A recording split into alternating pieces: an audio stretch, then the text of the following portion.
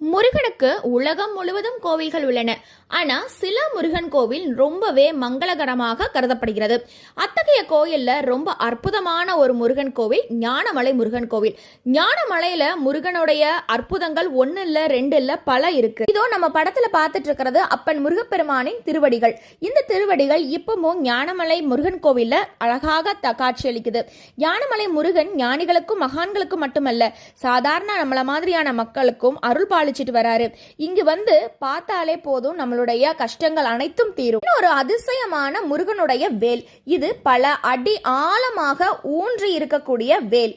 அருணகிரிநாதர் இந்த தளத்துல முருகப்பெருமானின் தாமரை திருவடிகளை கண்டு இஷ்ட தெய்வமான முருகப்பெருமானுக்கு அற்புதமாக பல பாடல்களை தெரிவித்திருக்காரு. அது மட்டும் இல்ல, இங்கு வந்து கும்பிட்டாலே என்ன பயம் என்ன எதுவும் இல்லாம ஓடி போகும். ஏன் பயங்கர எண்ணம் கூட நமக்கு வராது. பிரம்ம சாஸ்தாவாக வீற்றிருக்கிறார்.